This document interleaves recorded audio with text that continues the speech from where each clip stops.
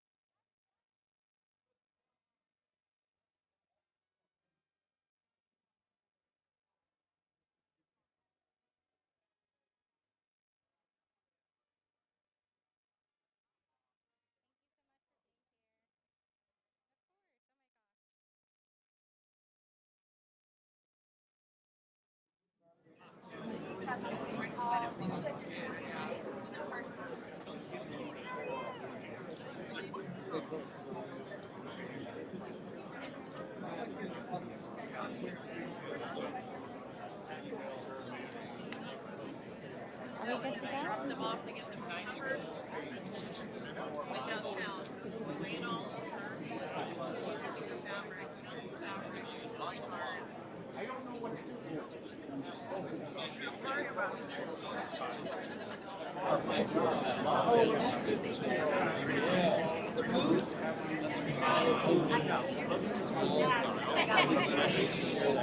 good? Okay.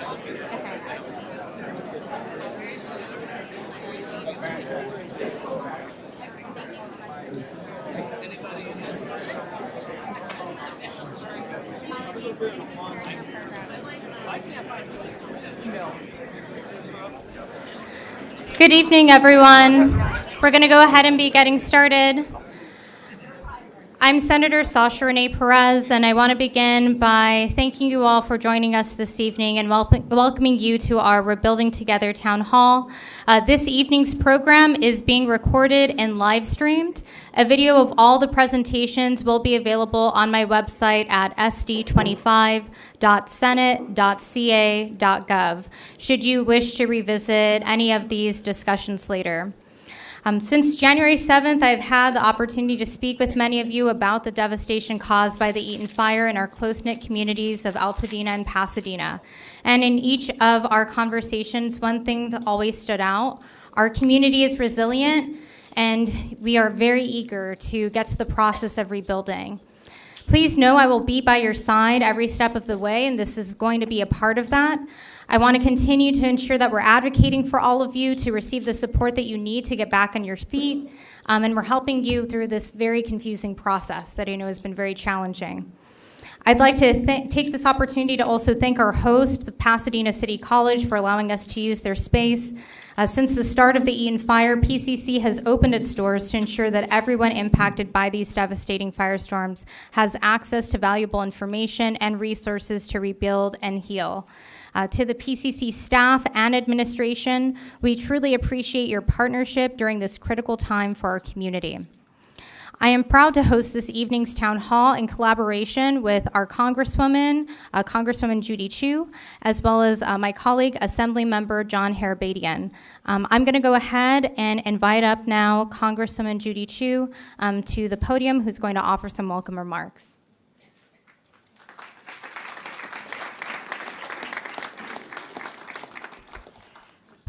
Hello, I'm Congressmember Judy Chu, and I'm so grateful to be joining today's town hall as we begin to rebuild and recover from this devastating Eaton Fire.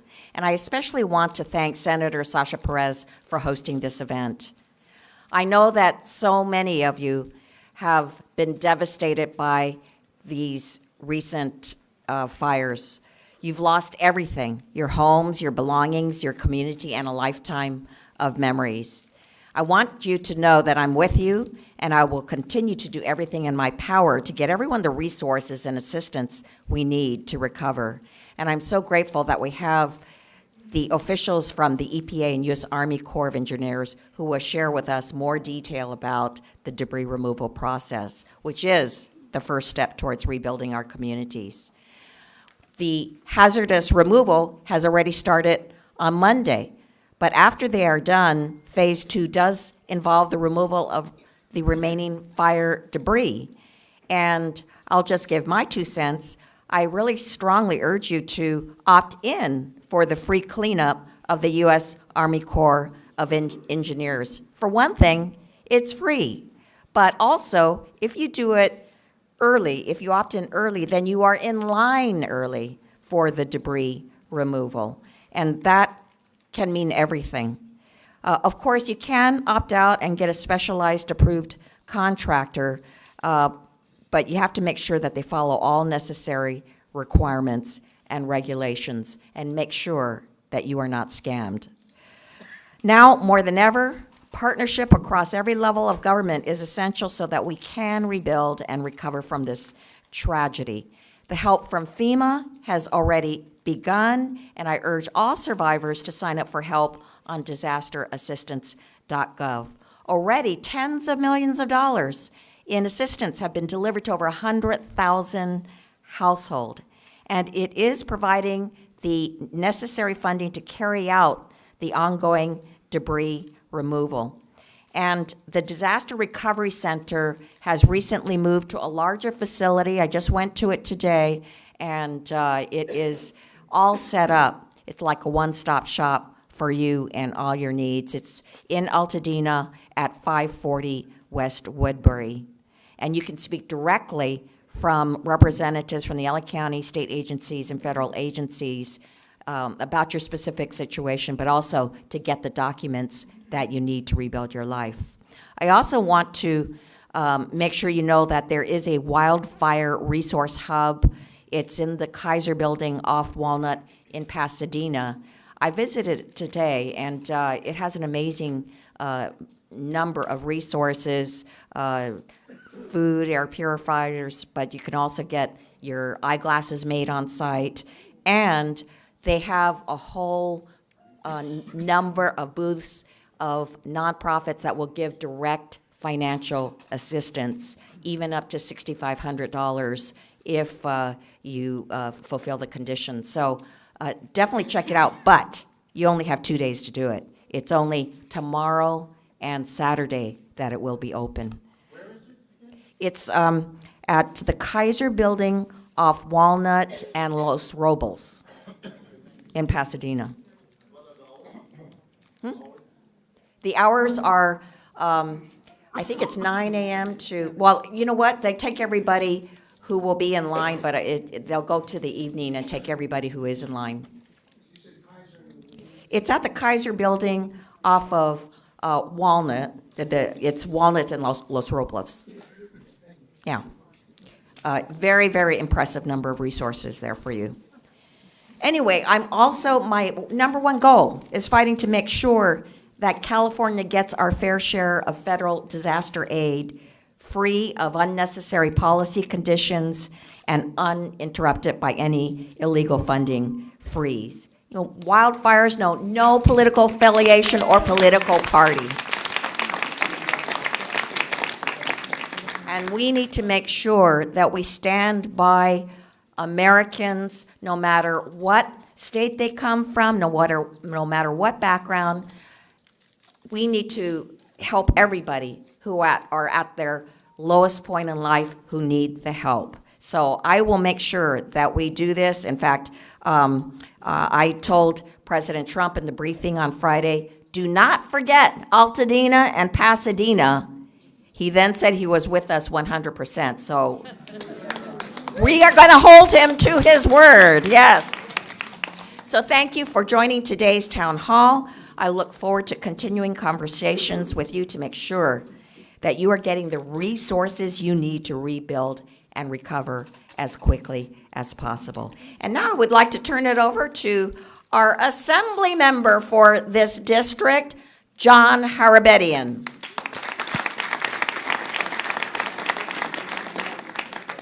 Well, thank you, Congresswoman Chu, and thank you, Senator Perez, for doing this. I think that this group of folks who have been devastated could not have better leaders in Congress.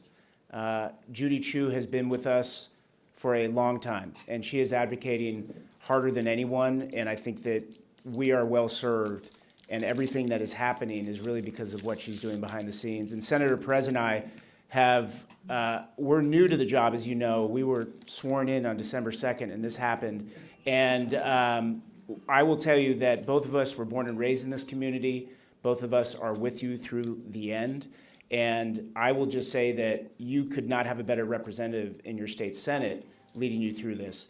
And what I will do is sit down so that the experts can actually answer your questions. But we are going to be here the whole night, the three of us. We are going to make sure that you are getting information that you need throughout this process, whether it's this week, next year.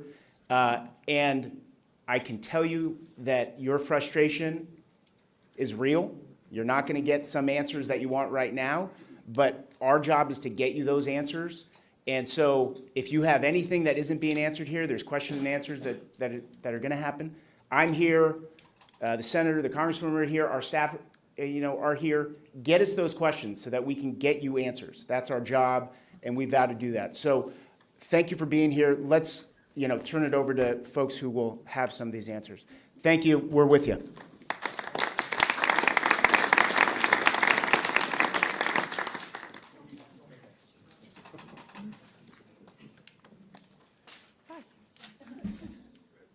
And before we get started, we're just going to hear a quick word from our PCC Board President, Alton Wang.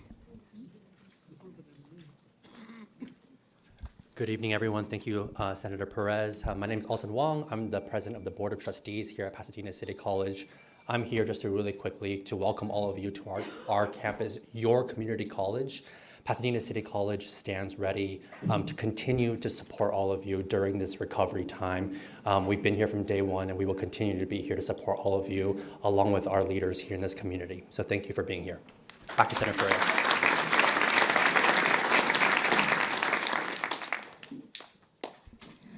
So we're going to go ahead and get started. Tonight's program is divided into two parts. The first half of our program will focus on the resources available to you all to support you during the recovery phase. After Q&A, we will begin discussing the debris removal process. I'm grateful to the federal and state agencies present this evening. They have been on the ground day in and day out, assisting with the Eaton Fire response and recovery efforts. I'd also like to thank the South Coast Air Quality Management District for providing N95 masks and informational materials on wildfire, smoke, and ash health and tips for our attendees. If you've not received some of that, please make sure to pick that up at the back of the room. The informational materials are available in English, Spanish, Armenian, Farsi, and Korean. We know you have a lot of questions as you navigate the recovery phase, and our goal tonight is to answer as many of your questions as possible. If you have any questions for our presenters, please write them down on a note card and turn it over to one of my staff in the back of the room. Can my staff raise their hands really quick? Any of those folks will be walking around the room to pick up those note cards. Note cards are available at the registration table. However, if you submitted a question that is not answered during our Q&A, or if we don't have the answer, my office will follow up with the appropriate federal or state agency and post the response on my website. So we'll make sure that all of this gets written up onto sd25.senate.ca.gov. So we'll go ahead and continue to part one. Our first group of presenters will provide an update on the financial and housing assistance programs currently available. Joining us this evening are, and as I read out your name, if you wouldn't mind just waving your hand, Orlando Bookout and Rolando Gonzalez from FEMA. Assistant Director Robin Fenning from the California Governor's Office of Emergency Services. Public Information Officer Corey Williams from the Small Business Administration, and Linda Cruz Corrigan from the American Red Cross. And so we'll go ahead and I will let our speakers get started. We will start with FEMA and with Rolando.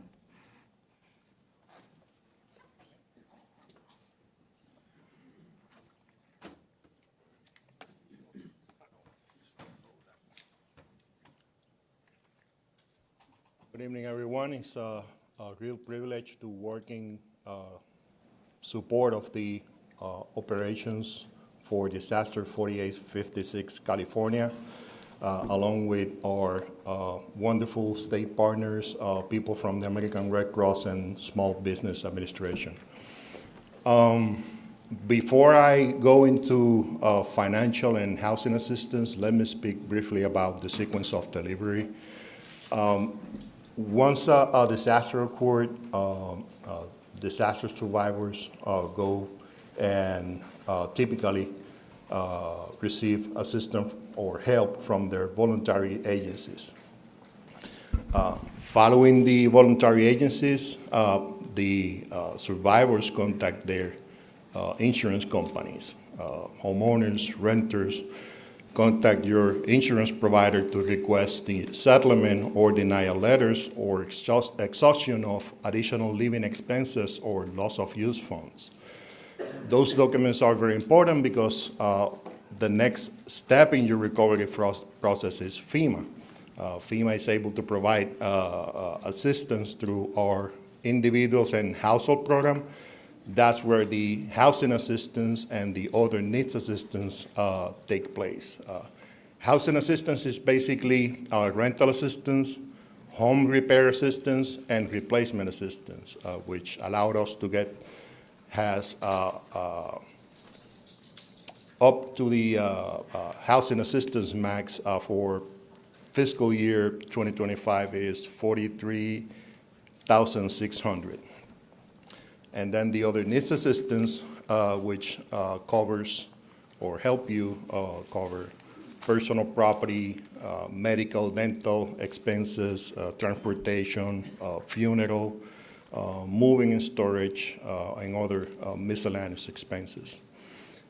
Once FEMA provide the disaster assistance available and the applicant receive the maximum amount they're eligible to receive, you have the option to request a low-interest loan from our partners of the Small Business Administration.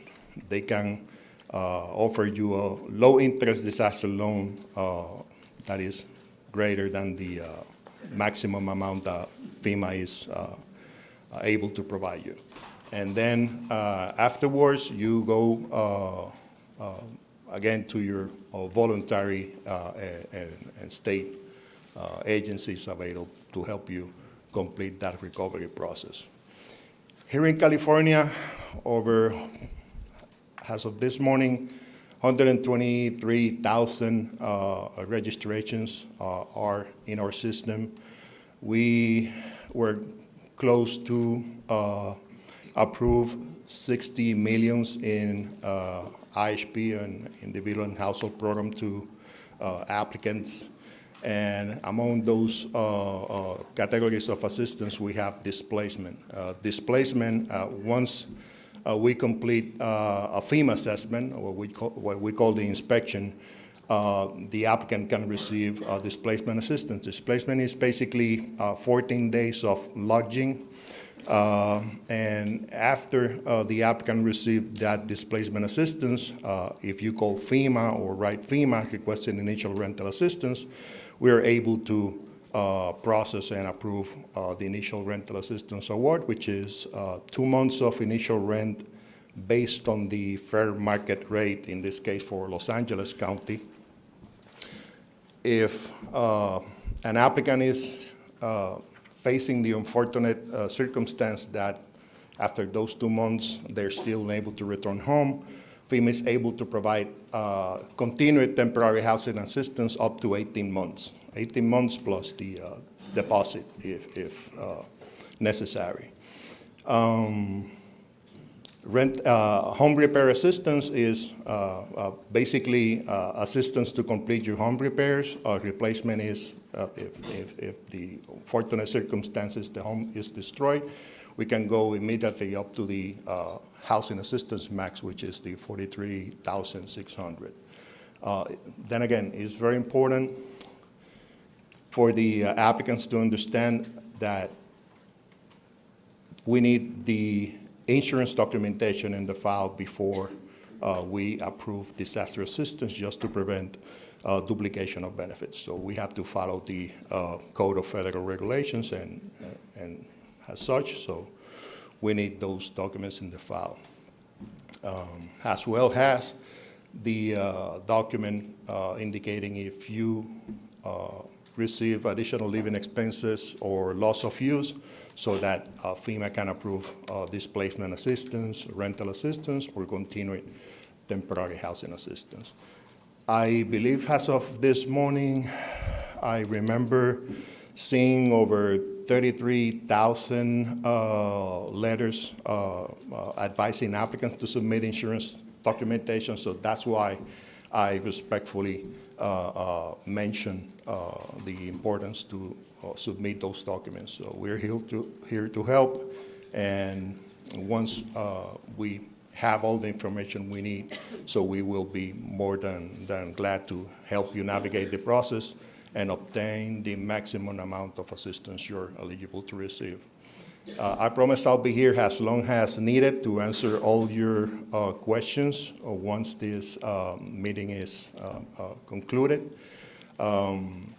Before I turn over to our dear state partner, just to clarify that regardless we have the maximum amount of 43,600 for home repair or replacement, We can push a little bit over that amount, especially if you or the applicant has what we call the American with Disability Act real property line items, which is grab bars, pathways, and others items. Also under ONA, under the personal property line items, we can also exceed the 43,600 if those items are required by the ADA law. So basically, those are relevant pieces of information. So I'll leave you with my colleague here.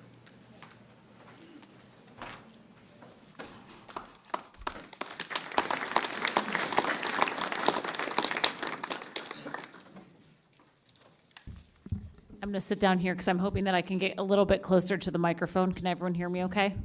Okay, thank you.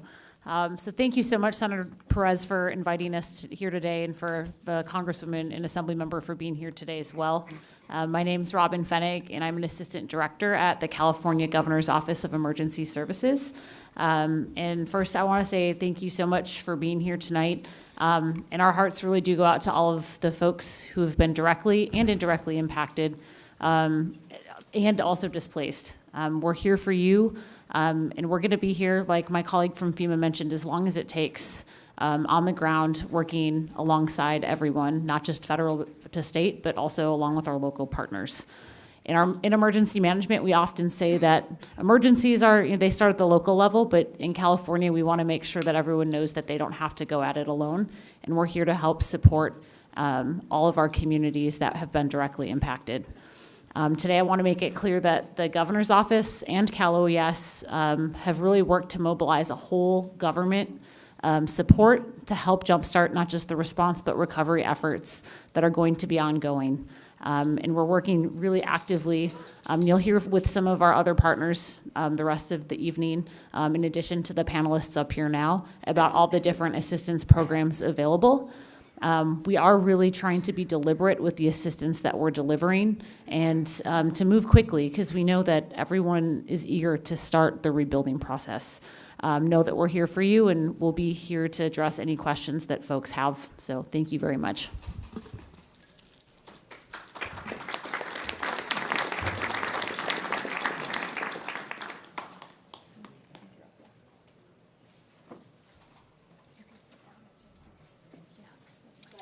And I'm comfortable, so if you don't mind, I'm going to sit. Good evening. My name is Linda Cruz de la Cruz Roja, en serio. Buenas noches, bienvenidos, irashaimasen. Thank you, Senator Perez, for having the Red Cross here. We have a saying at the Red Cross, good people help because help can't wait. And we have been here. We're here to support you. I can't say that I feel what you're going through because we can't, but please know our hearts are with you. I had other stats to share tonight, how much dollars we have been getting from our generous donors. And I thought, let me share what's important to you. First of all, we have over 900 Red Cross volunteers deployed for this event, over 500 on the ground. Some of them what we call event-based volunteers who are from your own community. And that just impresses me to no end, and we're thankful for that. May I ask by a show of hands if there's anyone here who has not registered with the Red Cross and had a case opened? Yeah, I'm glad we're here. We have reached out. We have distributed over $4 million in financial assistance. That includes over, bear with me, 10,000 individuals, 4,000 households. Thank you. Thank you. We know we have a ways to go. We know there are people, and just by the show of hands in this room, for those of you who weren't able to turn around, it looked like 90% of you here. We do have volunteers in the back of Red Crossers. Would raise your hand. They're here to help you. We'll open cases, or we'll get you enrolled in our system so you get a case number assigned so we can start working with you immediately on financial assistance or other needs. We help with healthcare services, spiritual care, nursing, healthcare. If there are things that you've lost, glasses that you need to have replaced, prescription glasses, medication, driver's license, any type of paperwork, and although the EOCs, the DRCs are helping with that, sometimes that caseworker can be the one to tell you, you know what, let me help you get this information, or we can help get it for you. We've served over 124,000 meals, 65,000 relief items, so that covers as you're out doing your cleanup. We're distributing gloves. We actually have mobile teams on the ground going through the community, your neighborhood, to hand out cleaning items, gloves, and face masks. So we're here. We will stay as long as it's needed to get you registered. If you're not able to or need to leave, we have these red cards which have a QR code. I'm happy to say you can also do it online. The Red Cross is ready to take your call. Some of you had already been contacted. We proactively got names and addresses. I met this wonderful woman up front who said the Red Cross had called her before she called. So we're here for you. Our hearts are with you. Thanks for having us here.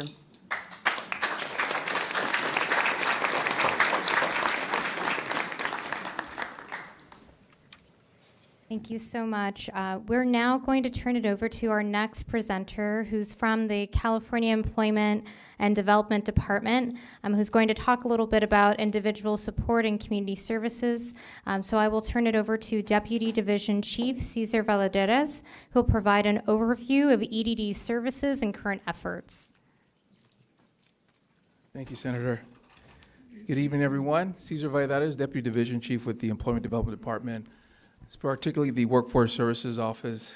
We want to acknowledge the impact of the wildfire and the challenges that you're all facing. We're committed to supporting you within this time. As you may be aware, we've also have been at the disaster recovery centers, not just at Pasadena City College, but we also have our staff in the West Side as well at the Altadena area. I want to briefly explain to you, as you see some of our PowerPoints there, we have some short slides, but I will be here with my colleague all evening to answer your questions. I want to explain to you the purpose of our presentation, which is to generally provide the services that we have, particularly the access to unemployment insurance, disability insurance, and tax services for some employers. How many employers do we have, your small business employers? If you can just raise your hand, great. On my left-hand side, I have packages that were just released for 2025 that is information for you to have. You can also download it as well. But I want to present to you the unemployment insurance disaster recovery service that we have. In response to the wildfires, the Federal Disaster Unemployment Assistance, which is DUA, many people have been hearing that, is now available for workers, small businesses, and self-employed people who typically would not qualify for unemployment insurance. Eligible full-time workers can receive between $186 to $450 of this benefit.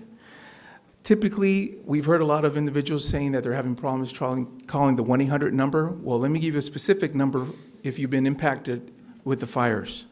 And I'll give that number to you. It's 833-998-2284. That's 833-998-2284. And I can give you the number in Spanish if you need it. We have a specific number for that as well. To apply for the pandemic disaster-related unemployment insurance, we also want to inform you that there's a 2-month extension for those small businesses, employers that want to file for their payroll taxes without any penalties or interest. That's been allowed as well. Again, if you have further questions, please reach out to me. I'll be here and also on that table there. But I'll also show you or share with you on the slide you see the disaster recovery centers where we have our staff. The number I gave you, it's staff from 8 to 5. However, you can go into any of the disaster recovery centers and speak to our staff there from 9 in the morning to 8 in the evening. There's also additional $20 million that our department has released to the County of Los Angeles to serve those impacted by the disasters. $10 million has gone to the Los Angeles County Department of Economic Opportunity, and another $10 million went to the City of Los Angeles Economic Workforce Development Department. They're also holding daily what are called rapid response or disaster-related webinars in the morning and in the evening to give you more information how they will be giving out this money coming in February to support you through the American Job Centers. As a matter of fact, there's one 3 blocks behind us here at the Foothill Workforce Development Board, which is just 3 blocks behind us.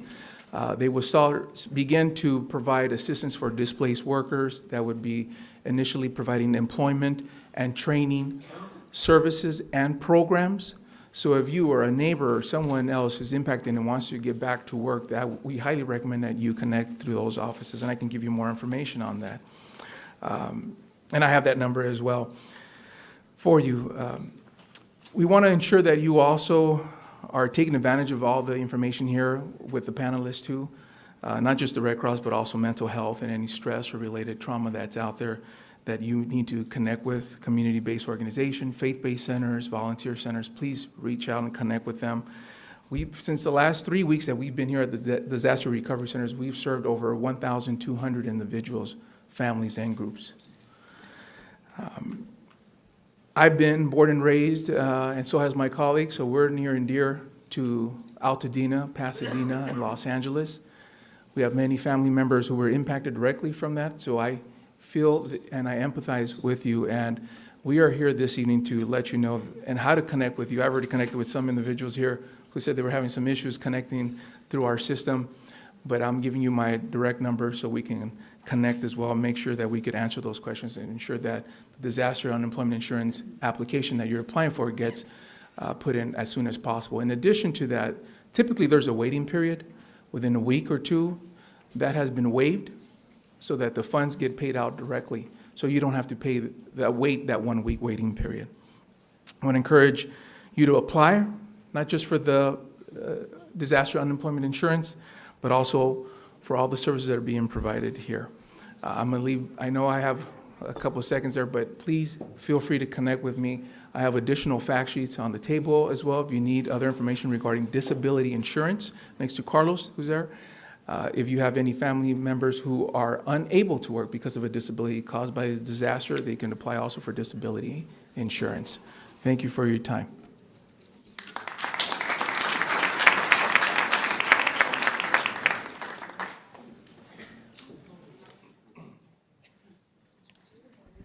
Thank you, Mr. Valadares. We're going to go ahead and continue on to our section on understanding insurance policies and claims.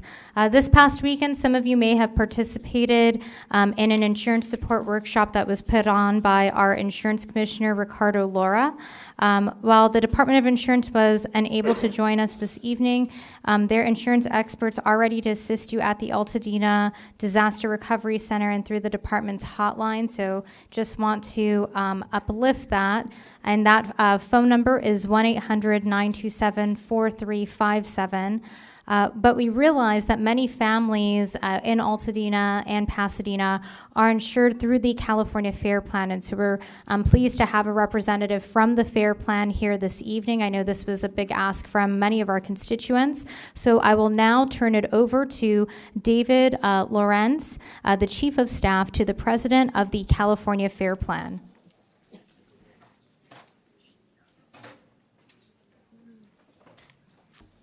Thank you, Senator. It's my esteemed privilege to be here today in front of so many of our policyholders. We've been tirelessly working away and meeting with a lot of you at the Commissioner Lara's insurance workshops here and also in the Palisades. We will be at FEMA sites starting next week. So I'm going to be here afterwards if you don't get a chance because there's only one of me. We'll try and multiply me and help y'all. You can show up at the Pico location on Tuesday and Wednesday. We'll be there all day. And we'll also be at what we call number 3, so the new recovery site that was just set up just outside of the impacted area. There's one that's here now that's moving, so be aware of that. You can go to the disaster recovery website and get that location. Next slide, please. As you can imagine, we are fully focused 24/7, all hands on deck, even from veterans in the industry that I work with. And I've only been with the FAIR Plan for 7 months, so this is a big deal for me too, personally and professionally. No one's ever seen anything like this. So we define ourselves at the FAIR Plan and say, this is our time to be at our very best. And we're finding our way along with you in very much the same way. We are primarily a catastrophe insurer in the fire peril, as you know, and we are currently paying claims, and every covered claim will be paid. Rest assured. Next slide, please. A little bit of background, whether you're a policyholder or not. We are called the insurer of last resort. That is because we do provide basic property insurance without regard to fire risk on the property. We do not say no. We are intended to be a so-called temporary insurance safety net, and we guarantee insurance coverage for those who cannot find it in the principal market for as long as you need it. Next slide, please. Next slide, please. Okay. Real quick. There are many FAIR plans. A lot of people don't know this. I didn't know this either. There are some 30-plus FAIR plans across the U.S. in different states. You may have heard of Florida Citizens. That's the largest. We were formed in 1968. We were created by statute, but we're not part of the California state government, nor are we funded by any government entity. Our job as a private, not-for-profit, is to exist as a large part of the residual market, right, and provide that basic property insurance to those who can't find it in the normal market. Next, please. From this weekend, a lot of learnings and sobering moments in speaking with you and your neighbors that have been impacted. If you're thinking about filing a claim, and we met people who were thinking about filing a claim, that means that you need to file a claim. You can do that on our website. It's very easy. We'll provide a QR code if you haven't done that yet.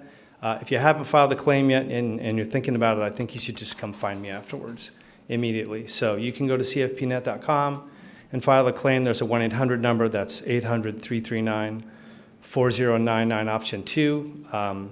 Not a joke. Operators are standing by. Let's get you taken care of. Your broker, at your request also, can submit a claim for you on your behalf. That's important to know. Next. Some basic expectations. Most of us have never been here before, right, with filing a claim like this. You're going to get a letter once you file a claim. That'll come in email if you've given us consent. Otherwise, you will get it in the mail as paper. So you're going to get certification that you filed a claim. Put that in your file. Keep that forever. Shortly afterwards, one of our examiners will contact you. We are busy, as you can imagine. We have many policyholders in the impacted areas. It is our sworn duty to serve you, though. But if you have to wait a little bit on the phone, please wait a little bit on the phone. We'll get to you, each and every one of you. Next. Some important things about questions to ask when you're working with your examiner. The FAIR plan has coverage that's called fair rental value. This is like coverage that other insurers have. It's designed to get you on your way if you're displaced from your home, whether that's from a mandatory evacuation or that's because you cannot go back to your home because it is uninhabitable from damage. I can look at a policy today. We can do a policy review, make sure that you understand that. That's money that goes to you if you have that coverage. There's no receipts. There's no requirements. That's your money to get you on your way. And it's based on a fair rental estimate of what you could rent your home for in the open market. It's usually a few months in advance. We'll get you on your way. That's very important. The next thing is, at some point, we likely will need to inspect your property. So I've heard Commissioner Lara say this and some other people. Be mindful of repairing your property before you need to.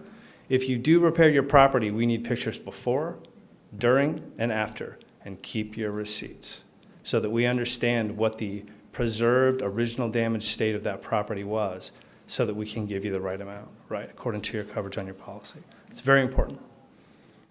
Lastly, we've got some resources on our website. That's the QR code. You can find it very easily otherwise if you go to cfpnet.com. A lot of questions people asked us over the weekends that we've been going out to the workshops. Folks like you, we have those answers on the most commonly asked questions. I'm going to be around. If you have any questions, I'll stick around till the end, whatever it takes. But again, there's only one of me, so if I have to make a list and write down your names and phone numbers, I'm happy to do that, and we'll get you what you need to get. Thank you.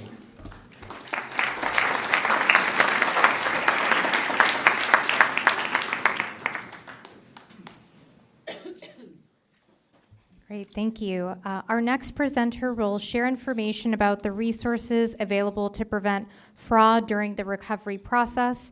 I will now turn it over to Albert Lord, Community Outreach Manager with the Office of the Attorney General, Rob Bonta. Hi, everyone. My name is Albert Lord. I'm a Community Outreach Manager for the Office of the Attorney General. My heart goes out to each and every one of you, but I wanted to say thank you to the senator, to the congresswoman, and also to the assembly member for bringing us all together. I've got some prepared speech for you from the Attorney General. I'd like to share that with you now. After a wildfire or other natural disasters, affected communities are vulnerable to scams and fraudulent schemes. Fraudsters often target victims during recovery, exploiting their need for quick solutions and emotional distress. Being informed and vigilant is key to protecting yourself and your finances. Common types of fraud: contractor fraud. Unlicensed or dishonest contractors offering quick repairs at low prices but delivering poor work, demanding large upfront deposits to hold your spot and guarantee construction or disappearing after payment. Insurance scams, fake adjusters or agents claiming to help with claims but stealing personal information or funds. Don't sign digitally. Phony charities, fraudulent organizations posing as legitimate charities to solicit donations for wildfire victims. They can use crowdfunding sites on social media or set up fake websites. Rental scams, fake listings for rental properties targeting displaced families are on the move. And government impersonation, scammers posing as government officials offering disaster relief funds in exchange for personal information or fees. Price gouging. During a state of emergencies like we are in now, it is illegal to raise the price of a good or services more than 10% higher than it was before the emergency. It's called price gouging. Price gouging protections are in effect and apply to hotels, rental housing, short-term housing, food, and many other goods and services. If you have seen price gouging or are a victim, please report it to the AG at oag.ca.gov/LA Fires, or write this down by calling the hotline at 800-952-5225. Tips for recognizing fraudulent scams include verifying their credentials. Always check the license and reputations of contractors, insurance adjusters, charities, and other service providers. Be skeptical of demands for upfront payments. Be cautious of anyone demanding full payment before work begins. Research. Not a problem. 800-952-5225. One more time. 800-952-5225. And again, beware of pressure tactics. Scammers often use high pressure tactics to rush decisions. Take your time and do your research and verify. Check government programs. Contact our officials and your government agencies directly to confirm the legitimacy of any relief offers. Protecting your personal information, never sign sensitive information, social security numbers, bank details with unsolicited callers or visitors. Be cautious of phishing emails or texts claiming to be from government agencies or insurance companies. Use secure websites and verified contract information when applying for assistance. Again, do not provide a digital signature. To protect yourself and your donations, check out the DOJ's Donation Tips webpage, and here it is again, at oag.ca.gov/donations. And to file complaints, use that same website. Reporting fraud. Report suspected fraud to the California Attorney General's office or local law enforcement. To report a complaint about a business, check the complaint referral table on the DOJ's website to find the government agency that regulates that business and report your complaint directly to that regulated industry. I brought a bunch of these and passed them out. There's a lot of contact information here that is essentially valuable and get direct help with the department. Reporting fraud. Report suspected fraud, again. File complaints with the contractor state's licensing board and verify insurance adjusters or file a complaint and go to the Department of Insurance.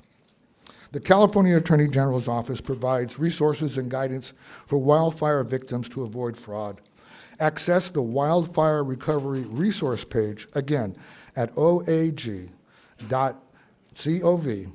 LA Wildfires. My last name is Lord, L-O-R-D, and I'm going to give you the cell phone that the AG has given me to work. My last name is Lord, L-O-R-D.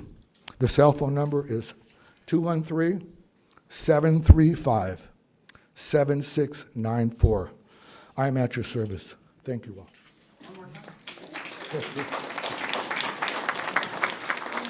One more time. 213-735-7694. All blessings.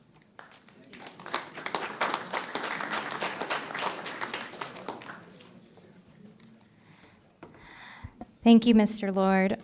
And I want to thank all of my presenters. We are now going to transition to our first Q&A session, focusing on navigating recovery resources. So I have a couple of questions that folks have submitted. If you still have a question, feel free to get that over to my staff. My staff, you can raise your hand really quick, just so folks see you. They're at the back of the room.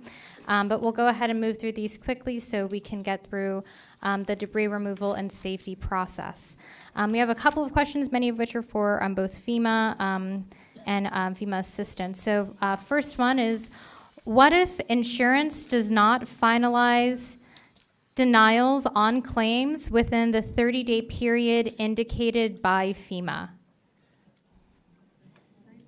Such case scenario, can you hear me? No, it's not working for some reason. Can you hear me now? Okay. In such case scenario, when the you have a evidence, a document from the insurance provider that is delayed beyond the 30 days, you provide that documentation to FEMA. FEMA will send you a document for you to complete, sign, and return in order for allowing FEMA to process what we call an advance.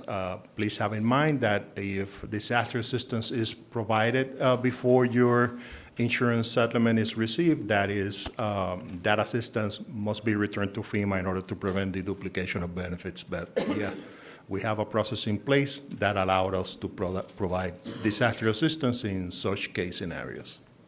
Just call the FEMA helpline number, the 1-800-621-3362, or walk by one of our disaster recovery centers, or access your application online and upload documentation using the disasterassistance.gov or FEMA app. Our next question is also for FEMA as well. What happens when housing allowance has been exhausted from our insurance company? Will FEMA be able to help and assist? Correct. Once we have documentation to confirm that additional living expenses or loss of use have been exhausted, or that, for example, if a policy declaration page shows that that's not part of your coverage, FEMA will be able to help you out with first displacement assistance, which is the 14 days of lodging. Afterwards, initial rental assistance, which is the 2 months of initial rent. And as I mentioned earlier, if the applicant face the unfortunate circumstances that prevent them from returning to their home, FEMA is able to provide up to 18 months of continued temporary housing assistance and the deposit. Our next question is also for FEMA. For rebuilding assistance from FEMA, what is the deadline for rebuilding assistance? We won't know the cost of rebuilding until 6 to 18 months from now, so they want to understand what that deadline for rebuilding assistance will be. For receiving assistance on their housing assistance, meaning home repair or replacement assistance, up to the housing assistance max, which is the $43,600. What is important to know as of today, The deadline to apply for disaster assistance is March 10. Once you apply for disaster assistance with FEMA, also you are in the system. So once we have the required documentation in file, so we're able to provide that assistance to you. But there's no, once we provide the assistance, there's, no time frame for you to complete your home repairs. You can take the necessary time to do that. So financial assistance from FEMA is available, or financial closure is 18 months after the declaration date. So that's very important also to know. Once we have required documentation within that time frame, so we're able to process the case file. Our next question, I think, could be answered by a couple of different folks. What aid will be given for people who have no assurance, or what aid is available to people who have no assurance? Do you want to share? Sure. The financial assistance that we provide one time is a gift.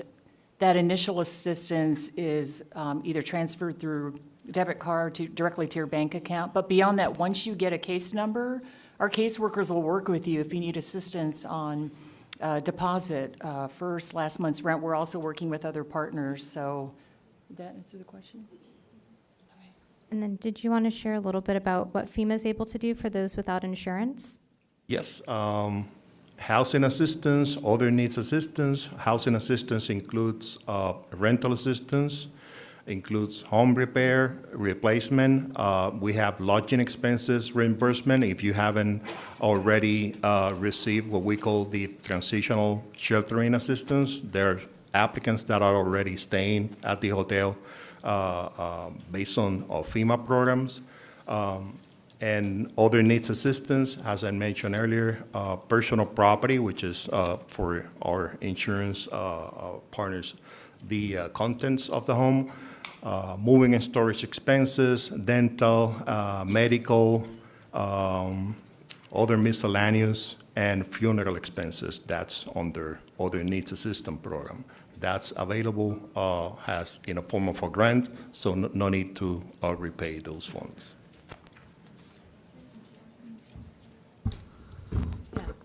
I'll also mention too, I think a few of the speakers have mentioned the disaster recovery centers.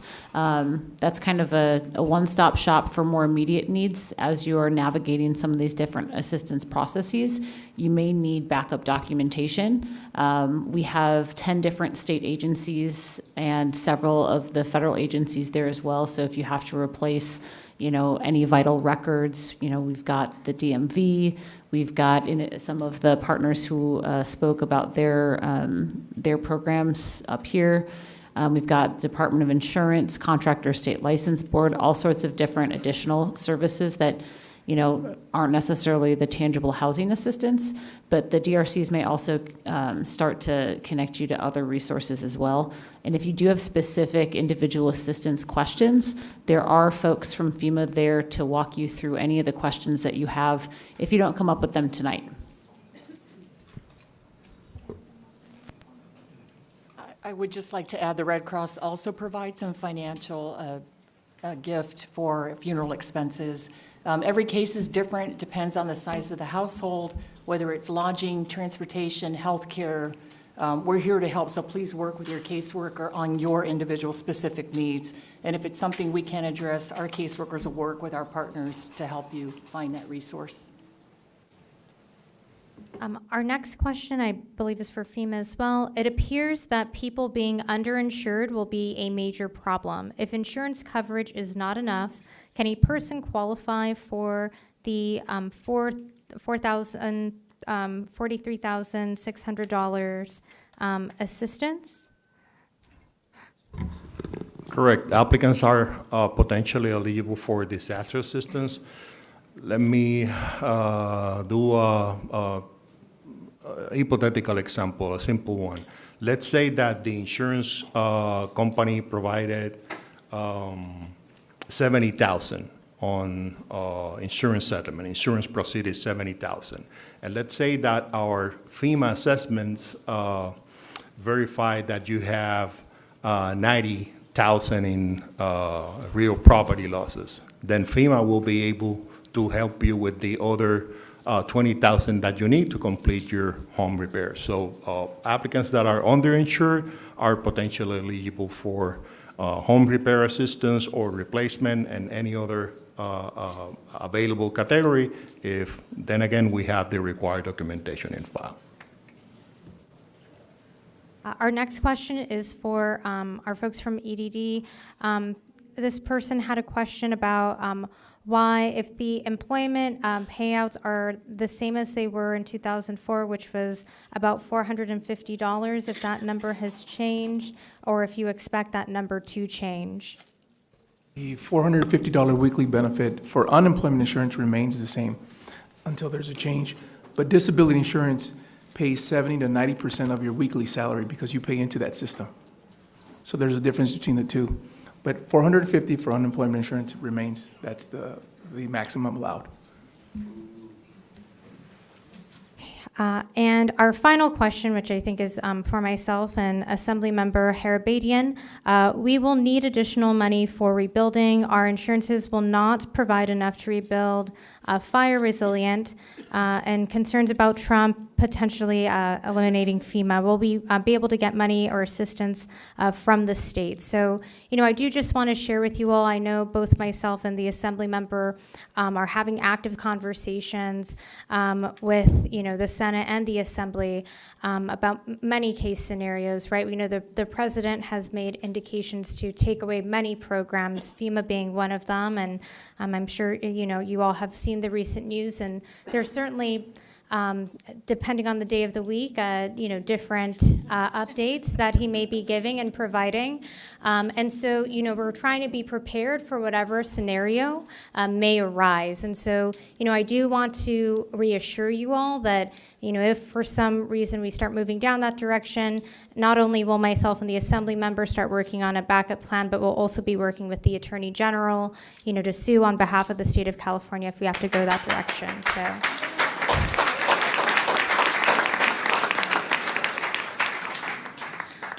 That is it in terms of our questions related to navigating recovery resources. So we are going to transition now to discussing our debris removal programs and progress updates. And we're also going to turn over our presenters up here as I go ahead and start announcing those folks. So our next group of presenters will provide updates for Phase 1 and Phase 2 of the debris removal process.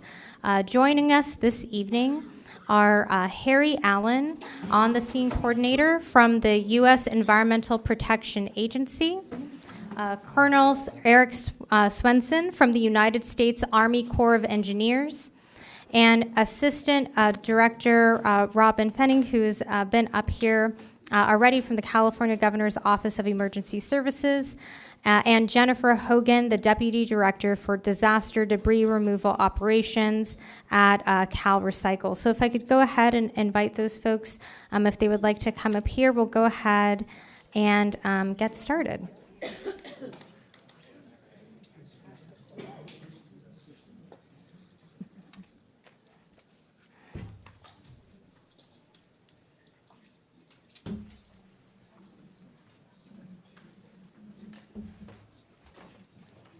And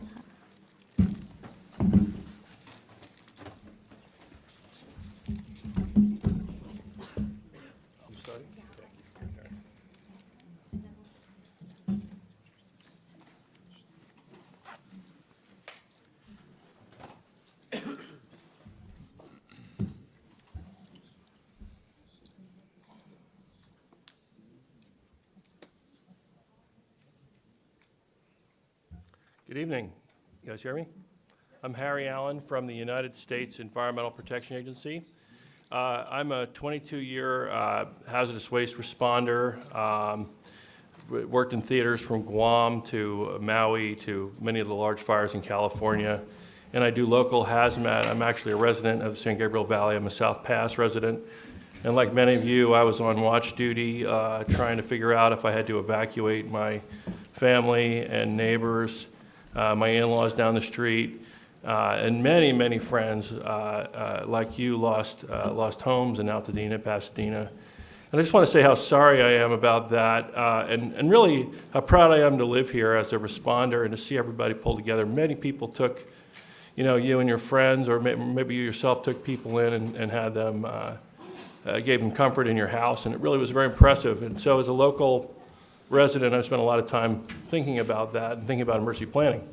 So now I'm in a particular situation in phase 1, which is standing between you and returning to your residence.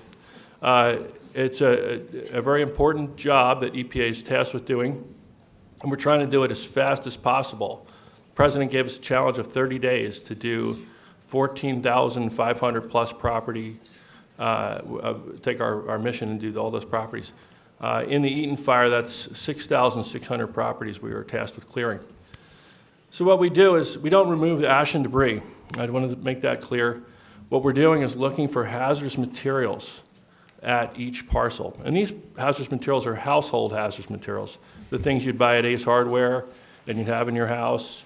They may also be lithium batteries and a burned EV or a burned scooter.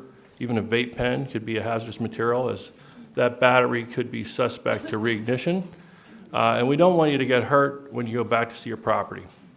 In addition, we don't want anybody to be hurt when they're coming in to do the phase 2 removal, either the public option with the Army Corps or with your private option with private contractor. And we want to make sure those materials don't get into transport in the back of a haul truck. You might see debris haulers or use them like I do. We don't want that stuff to be hauled off on the highway and taken to a landfill improperly. So we're going to go to every single property, and we've got to do it in this really short time frame and log that we've been there. We'll go to the property. We've got a hazmat team of up to 8 people, and they walk through the property, look for asbestos, they look for small items, and we take those items with us. We double bag them, or we put them directly into containers and take them to a transport yard.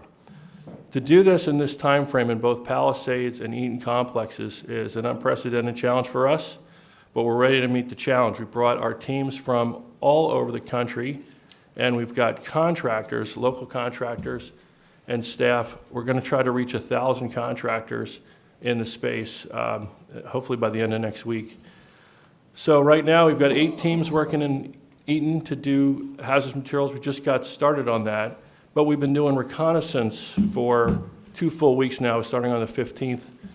We've done 2,500 properties, taking a first look, looking for immediate hazards, and we just now started removing the dangerous material from those properties. When we do that, we're going to log it into an electronic map, not unlike Watch Duty, and you'll be able to find that information. You'll be able to call us and find out your property status, and you'll be able to travel there. You'll see the sign when we're done. So it's really important, I would say, to pay respect to this process. We're doing our best to make it happen quickly.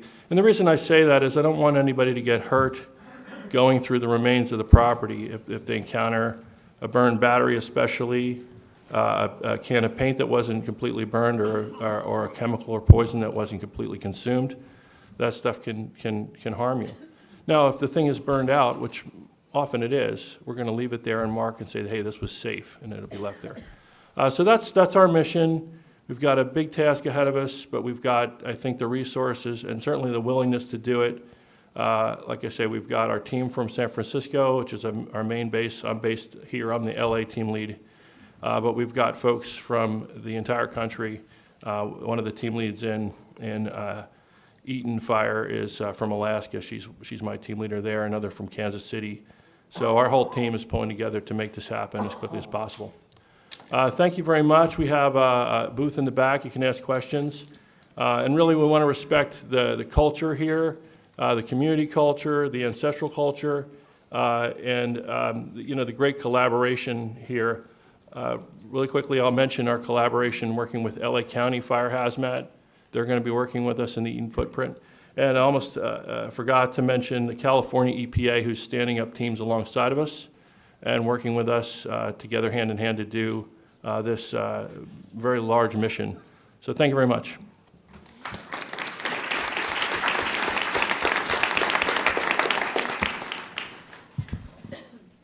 Good evening.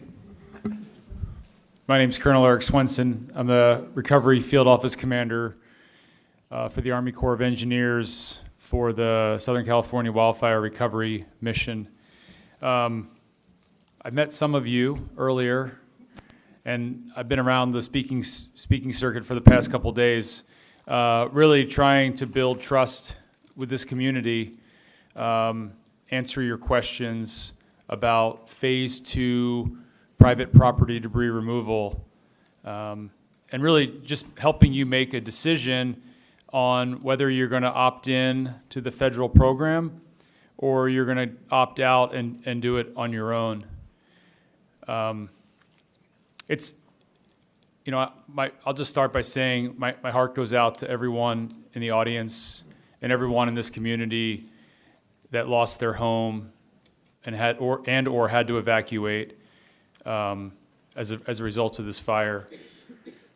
Wildfires are probably the worst of the worst when it comes to natural disasters, because everything that you had, you no longer have. But I assure you that the Army Corps of Engineers is here. We work under FEMA, but we work with you as partners to help remove the hazards from your property, to help you see your future on your cleared lot. And we want to be in partnership with you. We fall in behind the EPA, and so the EPA is moving at lightning speed, not because they're rushing, but because, as Harry mentioned, he brought the team from around the country to come and help. So he's making up. His schedule is so fast because he's got so many people here to do this work, and we are right behind him. When he gets done a property or his teams get done properties, we're sending our teams behind to assess those properties, to do what we call a hazardous site assessment, and to help us understand what's on the property so we can bring the right machinery, the right team to your property should you opt into the program, so we can get that fire ash and debris removed as quickly as possible so that you can have your property back and you can rebuild your life and your livelihood here in beautiful Altadena and Pasadena. Now, there's probably a lot of questions. I'll just give a quick summary of how the process works. And I'm certainly willing to take any questions, and I'll be here as long as, and they'll usually kick me out, but I'll stay here as long as you need me to answer all of your questions, either in a group setting or in a one-on-one setting. So let me just give a quick summary of what happens. This week, the county rolled out the right of entry program. So you're going to hear a lot about this term ROE. It stands for right of entry. In Phase 1, my colleagues in the EPA don't need a right of entry because they enter your property under the governor's proclamation, disaster proclamation. But when I go onto your property with my crews, I'm taking your property, right, what's left of your property. And so I need your permission to be on there if you opt in. So you're going to have a decision to make, and there's a deadline to make your decision at the end of March. I encourage you to make the decision before the end of March, and you're deciding upon, do I want to opt in to the federal program, which means that the Army Corps of Engineers and our contractors are going to come and remove the fire ash and debris, the hazard trees, the burn titled property like boats, trailers, and cars. And then you're going to have, if you choose to opt in, you're going to have to choose if you want us to take your foundation or not. There are pros and cons to doing that.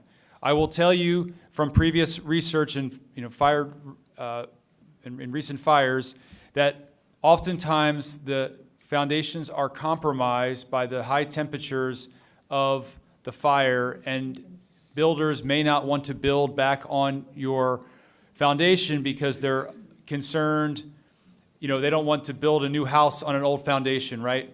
If you want a strong house, you need a strong foundation. Plus, if you most of you in the room, I'm assuming, did not build your home. You bought someone else's home.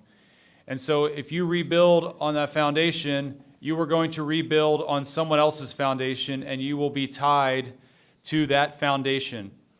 And that may not be the best way to build back better following a disaster like this. So you have a choice to make on whether you want us to take your foundation or not. If you say yes, then we will go in and we will remove your foundation.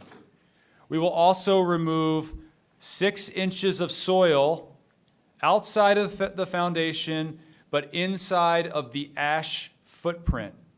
So if you think about your home, and I know this is sad, when gravity pulled your home down, right, that sort of the perimeter of which the ash fell, that is what we call the ash footprint. And so we take 6 inches of the topsoil to get all of the burnt hazardous material that came from your home. So we get that, and we safely put that in a vehicle, and we get it to the proper landfill. We're also going to take any hazard trees. These are trees that we feel, or a certified arborist feels, are dead or will die in 5 years and pose a hazard to the owner or to our crews. I'm a woodworker. It breaks my heart to cut a tree. But we have to balance public health and safety with my love of trees. And sometimes my love of trees doesn't win out. So we have and I don't make that decision. We have certified local arborists that help make that decision because we recognize the value of trees in this world and the function that they serve our earth. And then we'll do a final inspection to make sure we have all of the hazards removed from your property. And when we are done, we will turn that right of entry, which you gave us, back to the county, generally the county, which will give it back to either the city, or depending on which municipality you fall under. And that means you now have a clean bill of health on your property, and you can start the next phase, which is my favorite phase, and that's the rebuilding phase. And I guarantee you, when I get that last bit of fire ash and debris off of your property, your whole demeanor is going to change. And you're going to be happy because you're going to see your future on your property. And to steal a line from the old Greek mythology, right, the phoenix will rise from the ashes on your land. And so we want that more than you can imagine, and we want that for you. So we're going to come and do this in a professional manner. Now, the other questions I get, I'll just preempt you. People say, well, can I be part of the process? The answer is absolutely yes. So we're going to call you 3 to 5 days before we're going to get to your property. And then we're going to call you the day before. And we're going to ask you if you want to be there. And you could say no. And then you could change your mind the day of and just show up. It's okay. Or you could tell us you're coming and then not show up. It's okay. If we find something on your property, we'll put it aside and give it to you.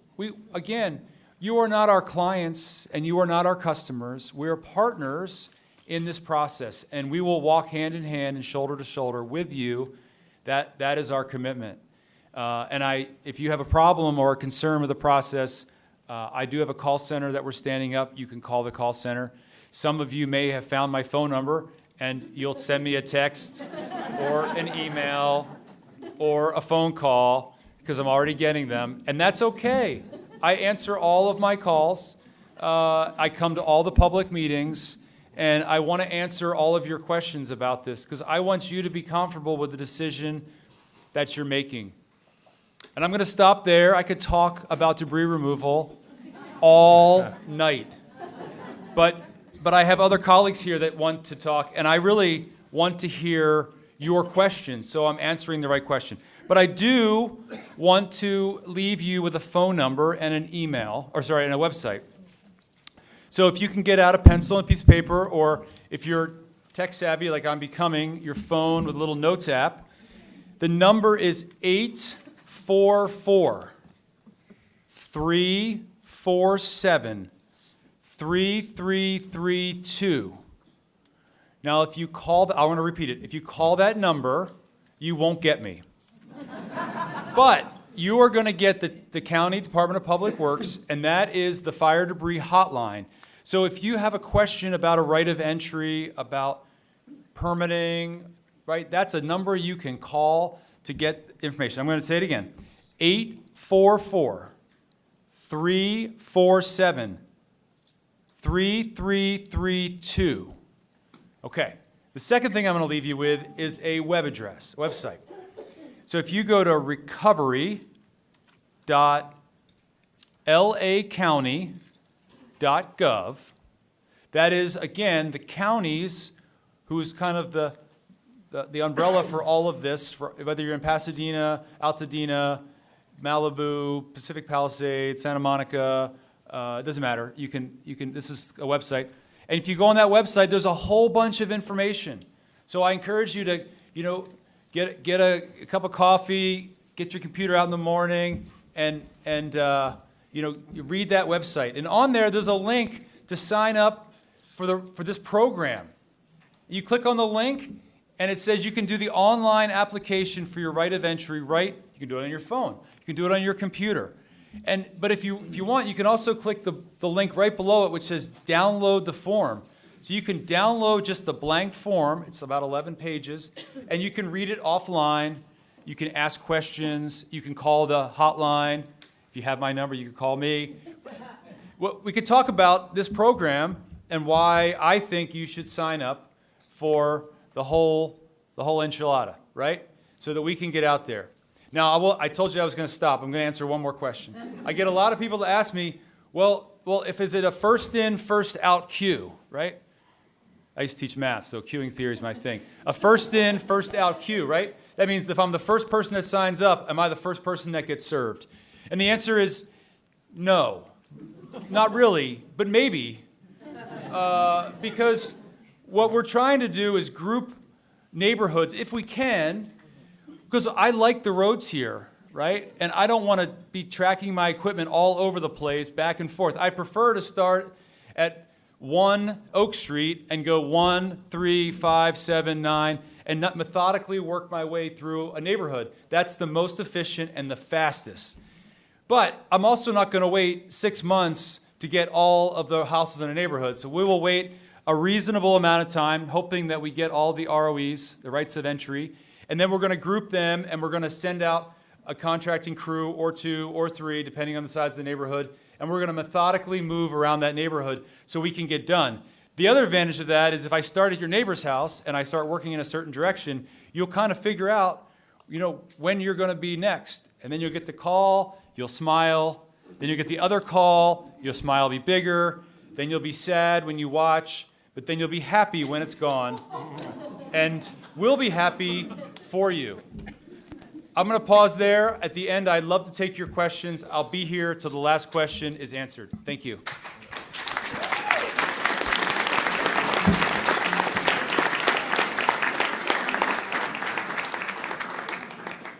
Good evening. Can you hear me okay?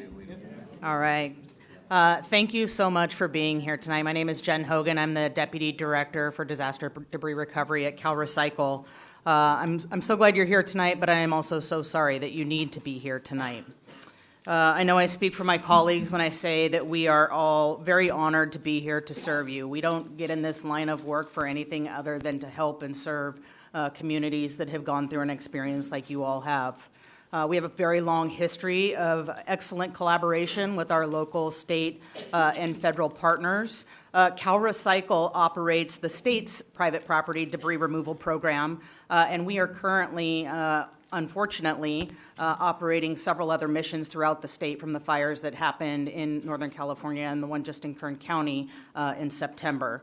We have a very dedicated team of professionals who care deeply about the communities we serve and homeowners like you who have lost so much. So we are very honored to be working with Colonel Swenson, and I know that he is working very hard to build trust, and let me tell you that he walks the walk. So I'm very excited to be working with him. We will be serving in a support role with the Army Corps of Engineers to help your community recover. I will be here this evening to answer questions as well, maybe take some of the load off of Colonel Swenson, but we will be working as a team to get this done. So, thank you.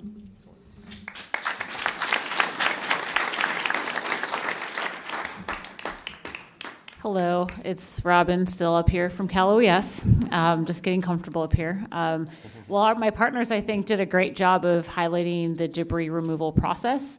One thing I wanted to touch upon, because I know that we often get questions about it, is, we have debris, and as we're waiting to get things cleared, what happens if it rains? I want folks to know that even while the fires were still burning, we had, when I say that we have a whole of government, just partnership, collaboration going on. It started, we were on the ground with geologists, we've got engineers, we've got geospatial analysts. We're taking a look at what the best way to prevent debris flows and landslides are, knowing that topography is very concerning, and we know it's the wet season.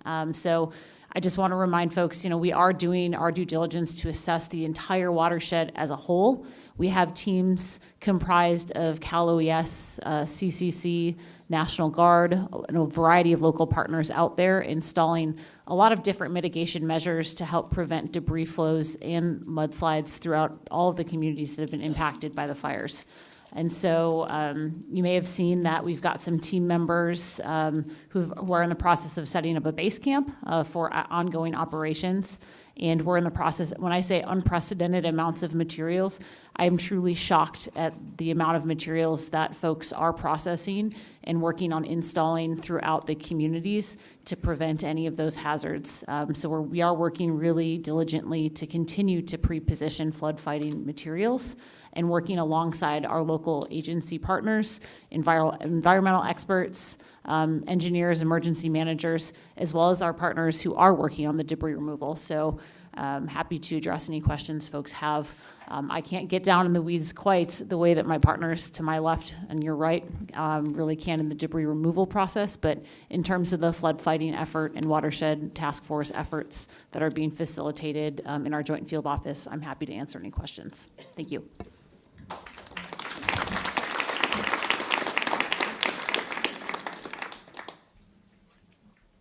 Great. Next up, we are going to have our final topic on safe handling and disposal recommendations. And we have Denise Suji, who's the branch chief for the statewide emergency response at the California Department of Toxic Substance Control, also known as DTSC, who is going to be joining us now. Denise.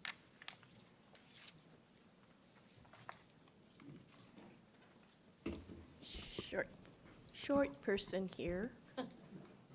Well, good evening, everyone. Thank you for inviting all of us into your home here. It's really hard for me because I have driven through the area, and it breaks my heart. It really, really does, and I'm sorry.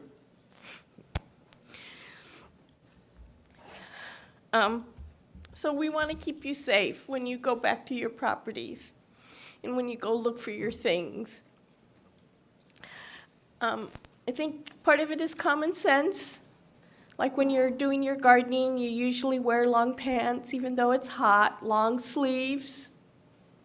Maybe wear a hat, because you don't want to get the ash on your skin. Wear gloves. Wear a mask. A lot of these things are available in your hardware store, Home Depot, Lowe's.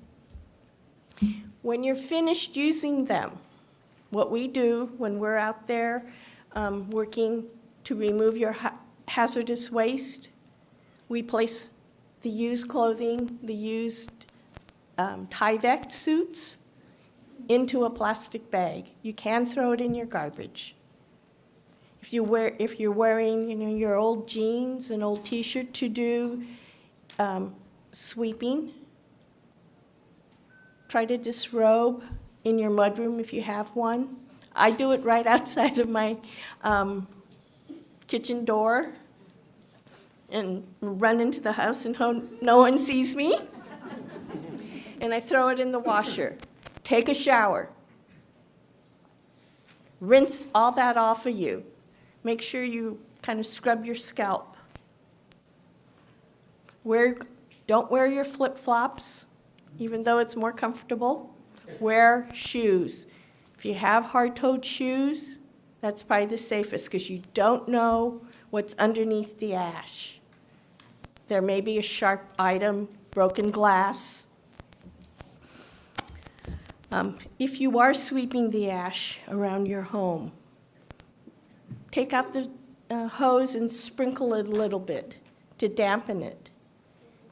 Lightly sweep, again, put it in a plastic bag. We double bag a lot of the ash that we collect to take it away in case the outer bag breaks. You've protected yourself. Inside your home, if you have a vacuum cleaner with a HEPA filter, use that. You should replace your filter so that HEPA filters are good, but they still do release some of the dust that you do vacuum up.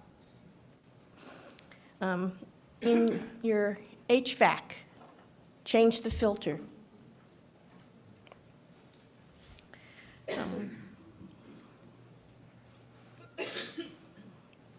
Trying to think what else. But, I just want to come help you guys clean up. So, thank you.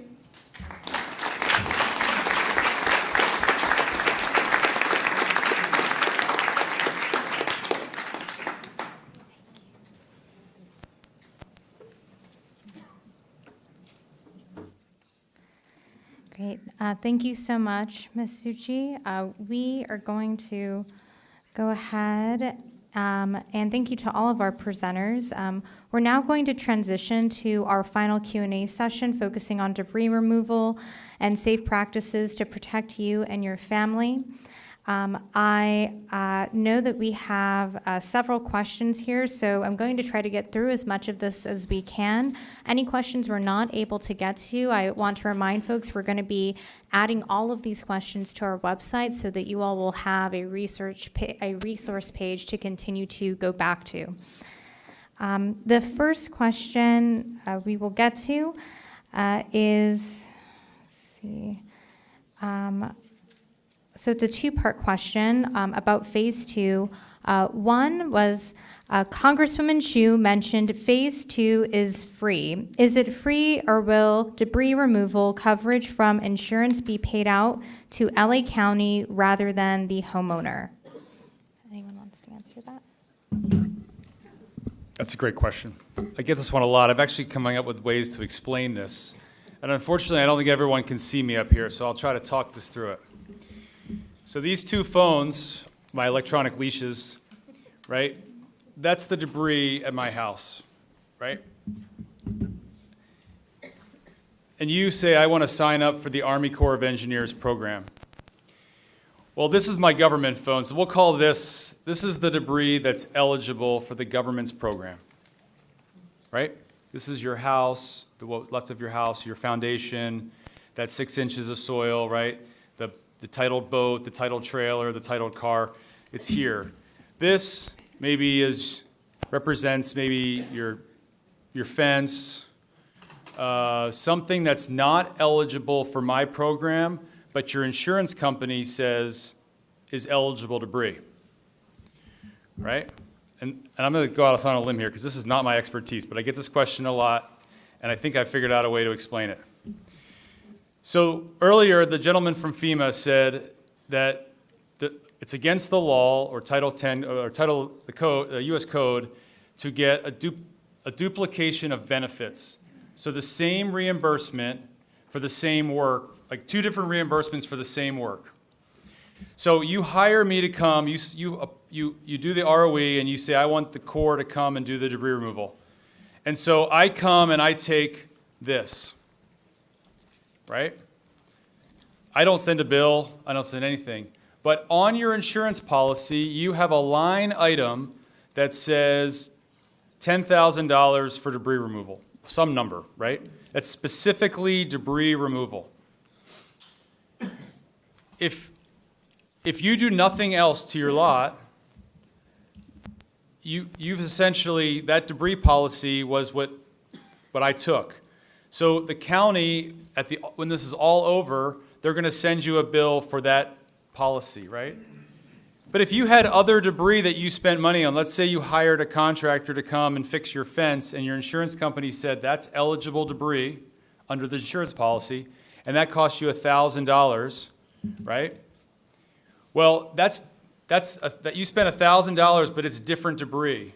So then the county's going to ask for $10,000, and you're going to give them $9,000 and a receipt that you've saved, because you're going to save every receipt for $1,000. And that's the sum is you're giving them essentially $9,000 and then the $1,000. If you spent $10,000 on insurance eligible debris that is not eligible for my program, the government can't take anything back from you, because you've spent it on it's for different debris, right? That's what duplication of benefits is. So I'm not an insurance agent, I'm not FEMA, that's the law says you can't take the same money, two pots of money, or twice the money for the same exact thing, right? So I don't know if that helps answer the question, but you should certainly consult with your insurance company. Now, if you don't have a debris line item, right, then you get to keep the money that you have to spend on your rebuild, so you can maximize the use of your insurance payment for your rebuild. So back to the original question, is the program free? It's free, but just like the FEMA gentleman answered earlier, you can't do a duplication of benefits. So as long as you don't have a duplication of benefits, then there's no additional cost. So. No insurance policy ever reimburses the Army Corps for your services. That comes from our taxes. Yeah, and if anyone on the street says, I'm with the Army Corps of Engineers and for $50,000 I'll clean your whole thing, that is false. So please don't sign up for that. But if you do have that happen, you should let us know and take a picture of the person, and we'll make sure that we report them to the proper authorities. So hope that answers your question. Great. So I would really like to just make sure that it's clear that if you do have removal of debris on your insurance policy, that will be billed to your insurance if the Army Corps does come to your property. No. If you don't have the coverage for debris removal, then it's free, because then who do you charge for that? It's very confusing using the word free. And I'd like that to be clear for everyone. Yes. Remember, you can't take your insurance money to pay for debris A and have the government come and take debris A, right? Because then you're getting two benefits. You're getting a duplication of benefits. So if you can't double dip, I guess is the right, maybe another word to say it. Look, I'm like this. I work for the Army Corps of Engineers. I don't do insurance. I'm just that's what duplication of benefits means in debris. I can clarify. Your insurance policy will require you to show that you've actually incurred it. It's a reimbursable coverage. So if you have debris removal, and typically sometimes it's hidden, it'll say like within the policy 5% of your coverage A limit, let's say. And your coverage A limit is $500,000. So you have, what is that, 2,500 in debris. 25,000. So that they're going to ask you to prove payment, proof that you paid it. So if you didn't pay someone, you'll get reimbursed. The Army Corps of Engineers, you're going to bill, correct? You're going to send a bill to I'm not. No, that doesn't. I won't. You will not get a bill from the Corps. The county is going to ask for your insurance information when you fill out your rights of entry. Yes. Because you can't take a duplication of benefits. Yes. So I think, one, the insurance commissioner's office is not present right now, and so questions related specifically to your insurance, I know the one in the back who had a question, if you could do us a favor, if one of my staff, can you raise your hand really quick, can go ahead and receive her question, and we'll go ahead and make sure that gets addressed online. I know that we have someone from the FAIR plan here that can maybe speak to the specifics of the FAIR plan, but I think for questions for the general insurance commissioner's office, we're going to need to do a follow-up on that. Did you want to speak really quickly? Yes. So once again, this is a representative specifically from the FAIR plan, so this will specifically be for the FAIR plan.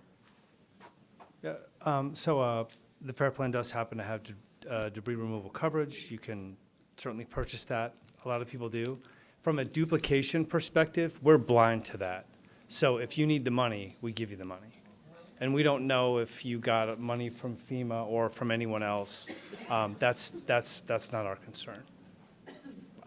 It's hard to simplify because debris removal is very sticky. Yes, sir. Question.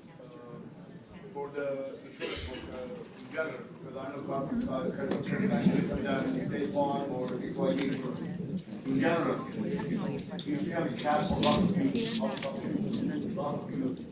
okay, you get, for example, tenant reimbursement, and then it's cash. Okay, the cap is here at 100,000 for reimbursement property. I think that's cap feature, for the cap feature, and your house, for the property, or the it's not here.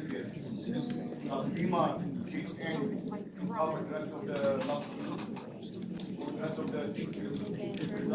So if, let's say you have $100,000 in what we call fair rental value coverage, right? Speak into the microphone. Sorry, guys. So let's say a policyholder has $100,000 in fair rental value coverage, and that's exhausted. We're blind to if you get aid elsewhere. We're gonna pay you the coverage that you bought, regardless of whether you get subsequent aid somewhere else. So until it builds up.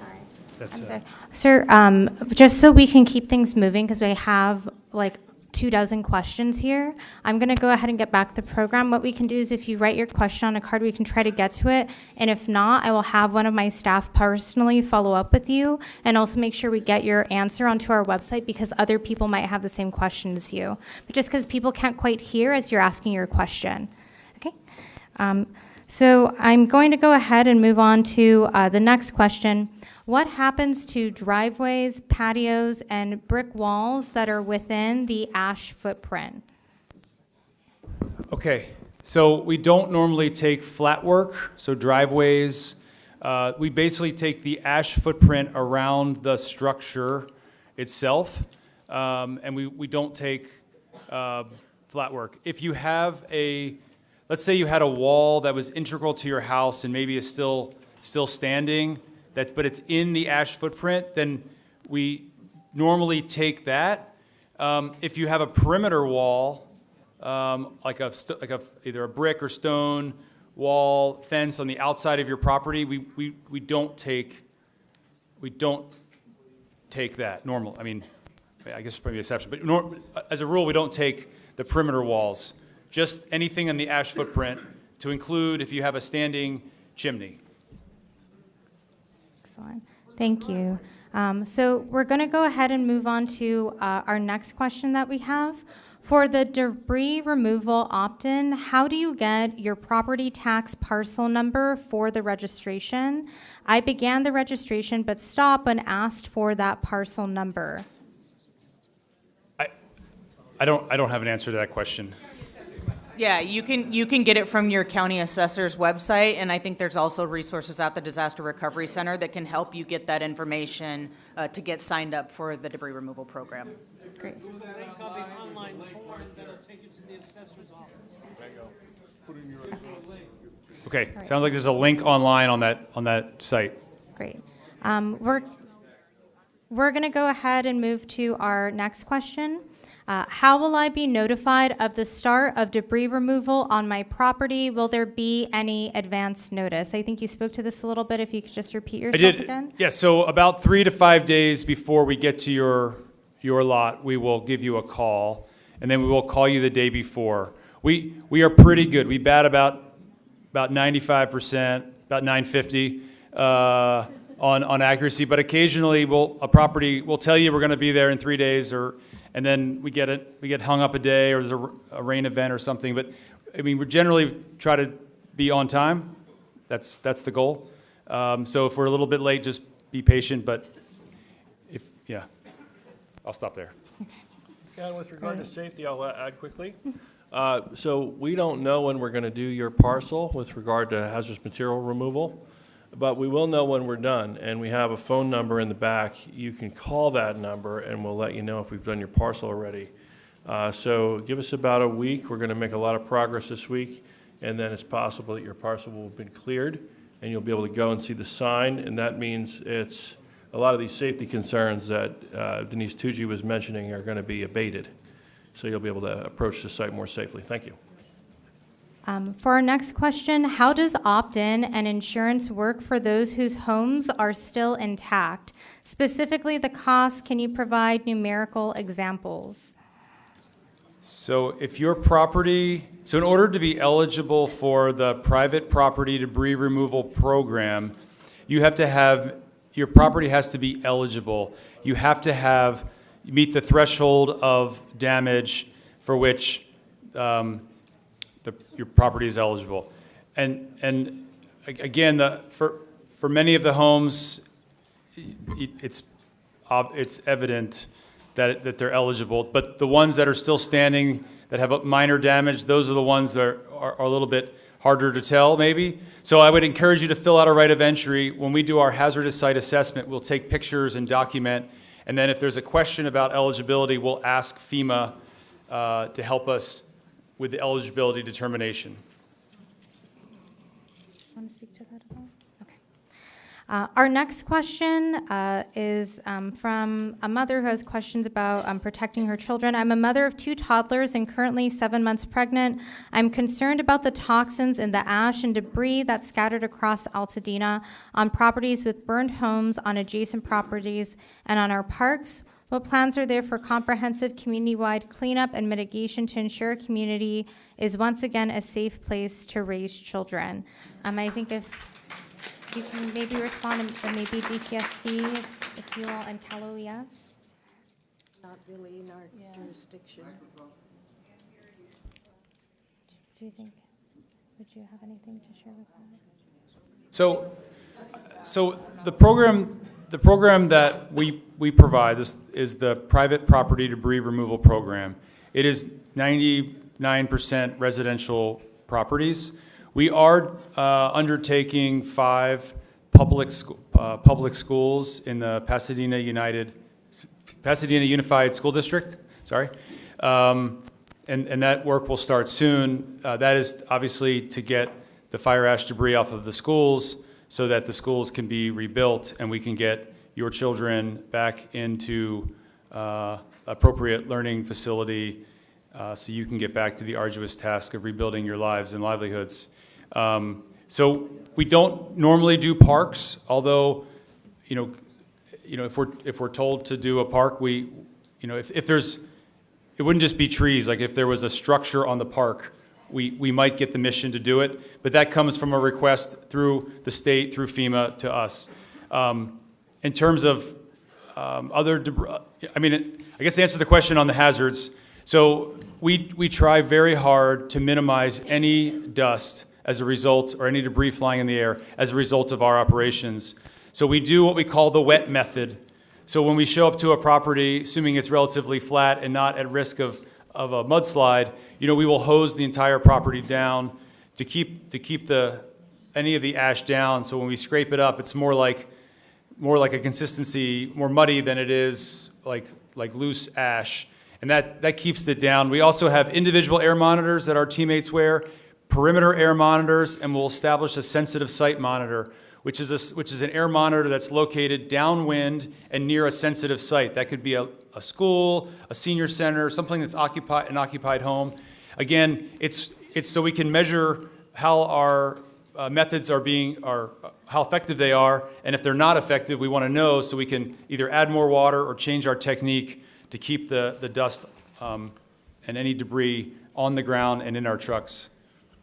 Okay, and I'd love to have our rep from the US EPA speak to this as well. Oh, yes, thank you. So we do something similar. We're going to be monitoring our crews as we walk through the burn zones. We screen each house with a radiation meter and a toxic gas meter.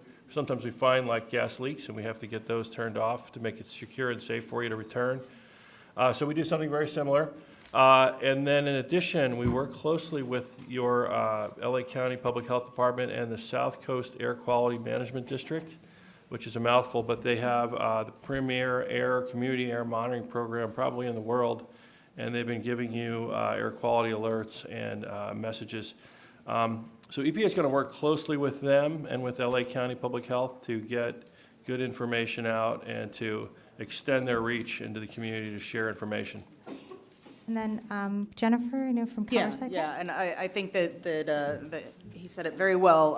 All of the local environmental health and public health agencies are all working to address the concerns of the broader community outside of our private property debris removal program. So I would encourage you to kind of talk to your local environmental health, public health agencies. The state has a task force that's working on this as well. So I will commit to getting the information to, or providing a link for that information to the senator's office that they can share. Great. We'll go ahead and move on to one of our next questions. Can you speak to the process of cleaning pools of debris or ash-laden water? Any recommendations on that? So we don't remove pools. We will hand collect debris, in and around the pool. And when we're done, we will put a fence around the pool, assuming it's not, a kiddie pool, right? Because we have to follow the OSHA requirements. We don't want someone to inadvertently walk, yourself or any family member or someone walking on your property and inadvertently falling in your pool, because the fence that you likely had around it may not be there anymore. So that's what we do. We put it's a 4 foot high, I think 5 foot high, sort of movable fence around your pool. And I don't know exactly how we're going to do it here. In the past if the pool has had water in it, we've used that water to help us do dust mitigation, so that we don't waste the water. But then we'll kind of clean the pool up, and then we leave it as is. Sorry, can I just follow up there for a second? I sat with Public Works this weekend, and I asked them about the pool situation and what should be done with the water, and they said they didn't have an answer. So is there any clarity on what we should be doing with the standing water in the pools? US EPA, do either of you? Yeah, we'll have to follow back up with you on that question. So if you can go ahead and reach out to my staff, and we'll go ahead and get an answer on that, on specifically what to do for cleaning pools and standing water. My teammate Amber's coming towards you right now. We have our next two questions. What will the cost be if we have insurance for debris removal? Do we have kind of any understanding of what that would look like? Not sure if you have any insight there. I think I answered that. I gave a demonstration with my, Yeah. You can't take a duplicate, I'm just going to say, you can't take a duplication of benefits and save all your receipts. Yes, okay. And will they also remove topsoil? Will it be tested prior to know how much soil needs to be removed? We will not do the testing. We will take the top 6 inches under the ash, where the ash footprint was. Okay. And is that typically on average what needs to be taken? We have found that that's what needs to be taken to remove any hazards that may have fallen on that soil, as part of the, from the debris.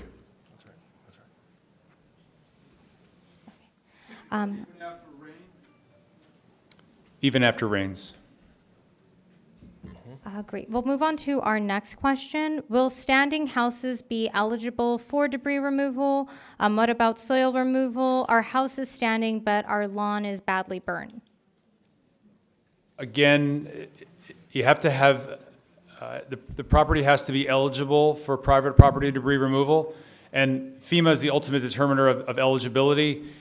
Again, some homes would be clearly eligible. If your house is not livable, not structurally sound, not livable, those are eligible. It's the ones where you have more minor damage and the house is livable. Smoke damage is not, a smoke damaged home does not qualify for our program. One thing I will add is, I think that the Colonel mentioned that there will be an assessment. So if you're unsure, a lot of these questions, the answer is it depends. And the best way to get that answer is if you'd like to opt in, if you're even considering it, opt in, and someone will go through that assessment process with you. So I would, like, a lot of those questions really do depend on a case-by-case basis, but someone will assess the site to help determine and will help provide those questions or answers to those questions at that time. So we're going to go ahead and start wrapping up here. I know we have a few more questions that I'm not going to be able to get to, but I am going to hold on to those so that we can make sure those get answered on my website.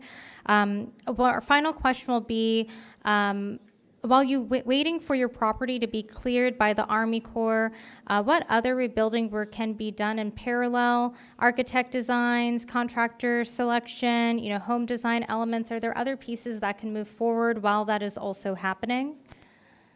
Yeah, so again, this is outside of the scope of what the Corps of Engineers does, but in my partnership with both county, city, and state partners, for instance, LA County Department of Public Works is open for business. So if you want to pull a permit, you can start that process now. I would encourage everyone between now and the time that the Army Corps has cleared your property to invest that time in learning how to build a home. I've lived in 14 homes. I've never built my own home. If I had to build my own home, I'm not sure I know how to do it. So, but you have to learn, and so I'm just take this time to learn as much as you can, work with an architect, and be ready so that once we're done, you're ready to build. Thank you. Thank you so much. And want to thank all of our panelists this evening for participating in this discussion. I know that some of you may still have questions.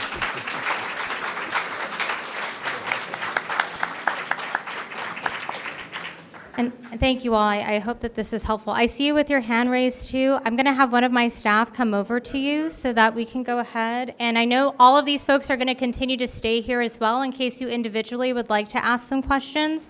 Want to thank all of our partners this evening, the Congresswoman, Assembly Member, and Pasadena City College.